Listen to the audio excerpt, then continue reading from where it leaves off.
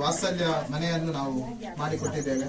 ಪೂಜ್ಯರು ಈ ಒಂದು ಮನೆಯನ್ನು ಮಾತೃಶ್ರೀ ಅಮ್ಮನವರ ಪ್ರೇರಣೆಯಂತೆ ಮಾಡಿಕೊಡ್ಲಿಕ್ಕೆ ಇಲ್ಲಿ ಮಾರ್ಗದರ್ಶನ ಕೊಟ್ಟಿದ್ದಾರೆ. ಇಲ್ಲಿಯ ಈ ಒಂದು ಮನೆಯ ಕೆಲಸವನ್ನು ಮಾಡಿದಂತ ಎಲ್ಲ ಗ್ರಾಮಸ್ಥರಿಗೆ, ನಮ್ಮ ಇದರ ಉಸ್ತುವಾರಿಯನ್ನು ವಹಿಸಿಕೊಂಡಂತ ಈ ಊರಿನ ಗಣ್ಯರಿಗೆ, ಅದೇ ರೀತಿ ಈ ಸಂದರ್ಭದಲ್ಲಿ ಸೇರಿರುವಂತಹ ಎಲ್ಲ ಊರಿನ ಗಣ್ಯರಿಗೆ ವಿಶೇಷವಾಗಿ ವಂದಿಸುತ್ತಾ, ನಮ್ಮ ಈ ವಾತ್ಸಲ್ಯ ಮನೆಯನ್ನು ನಮ್ಮ ನಾಗಣ್ಣವರಿಗೆ ಈ ದಿನ ಹಸ್ತಾಂತರ ಮಾಡೋದ್ರ ಜೊತೆಯಲ್ಲಿ ಅವರು ಈ ಮನೆಯಲ್ಲಿ ಸುಖ ಶಾಂತಿ ನೆಮ್ಮದಿಯೊಂದಿಗೆ 100 ವರ್ಷ ಬದುಕಲಿ ಅಂತ ಹೇಳಿ ಸ್ವಾಮಿಯಲ್ಲಿ ಪ್ರಾರ್ಥಿಸ್ತಾ ಇದ್ದೇವೆ.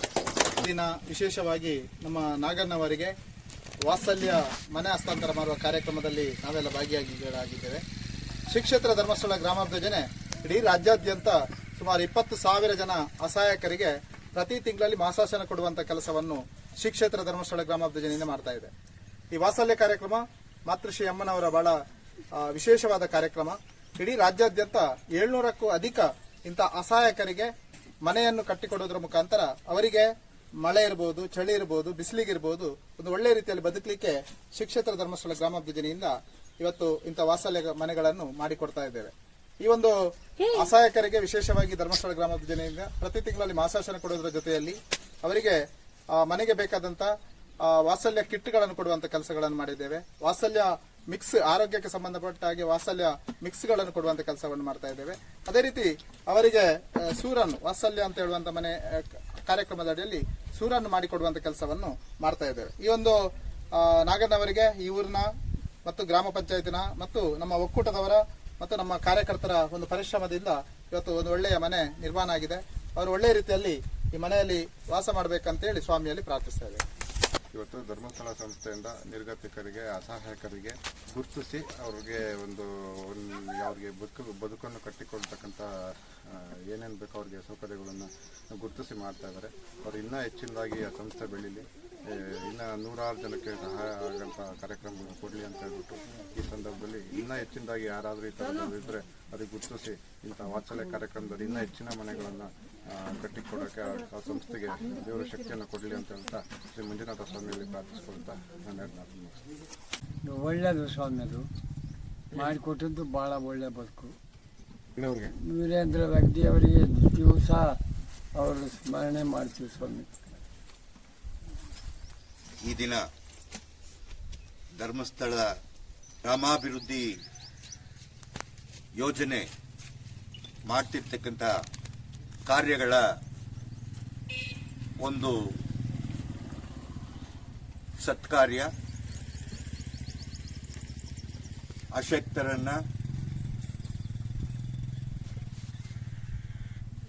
ಮತ್ತು ಅವರಿಗೆ ಸಮಾಜದ ಗ್ರಾಮಗಳಲ್ಲಿ ಯಾವ ಕುಂದುಕೊರತೆಗಳಿದೆ ಅಂತ ಕುಂದುಕೊರತೆಗಳನ್ನ ಗುರುತಿಸ್ತಕ್ಕಂಥ ಕಾರ್ಯದಲ್ಲಿ ಸ್ಥಳ ಗ್ರಾಮಾಭಿವೃದ್ಧಿ ಯೋಜನೆ ಕಾರ್ಯಾಚರಣೆಯಲ್ಲಿದೆ. ಮೊದಲನೇದಾಗಿ ಗ್ರಾಮಗಳಲ್ಲಿ ಆರ್ಥಿಕತೆಯನ್ನ ಸದೃಢಗೊಳಿಸೋ ನಿಟ್ಟಿನಲ್ಲಿ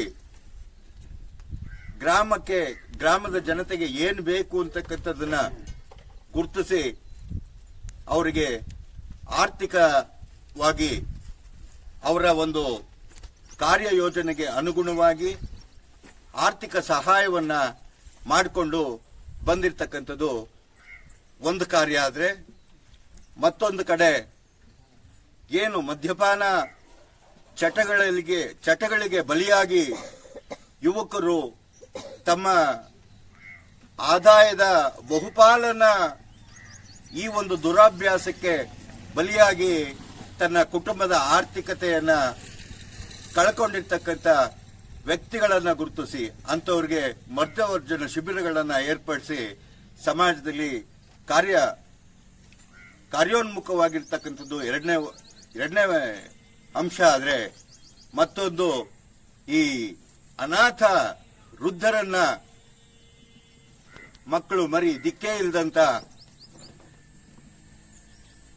ವ್ಯಕ್ತಿಗಳನ್ನ ಗುರುತಿಸಿ ಅವರಿಗೆ ಮೂಲಭೂತವಾದಂತ ಅವಶ್ಯಕತೆಗಳತ್ತ ಕೂಡ ಸಂಘ ಯೋಜನೆ ಗಮನ ಹರಿಸ್ತಾ ಇರ್ತಕ್ಕಂಥದ್ದು ಬಹಳ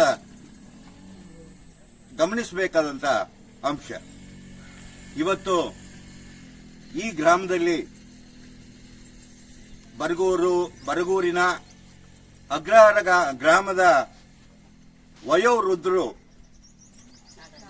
ಒಂದು ಸೂರ್ಯನ ಕಾರ್ಯಕ್ಕೆ ಅವರಿಗೆ ಕೊಡ್ತಿರ್ತಕ್ಕಂಥದ್ದು ಗೌರವಧನ, ಅದನ್ನ ಸ್ವೀಕಾರ ಮಾಡಿಕೊಂಡು ಅವ್ರ ಸೇವೆ ಮಾಡ್ತಿರ್ತಕ್ಕಂಥದ್ದು ಶ್ಲಾಘನೀಯ. ಅವ್ರಿಗೆಲ್ಲ ಹೊಂದಿಸ್ತಾ ನನಗೆ ಇಲ್ಲಿ ಎರಡು ಮಾತಾಡ್ಲಿಕ್ಕೆ ಅವಕಾಶ ಮಾಡಿಕೊಟ್ಟಂತ ಎಲ್ರಿಗೂ ಹೊಂದಿಸ್ತಾ ನನ್ನ ಮಾತಿಗೆ ನಾನು ಮುಕ್ತಾಯ.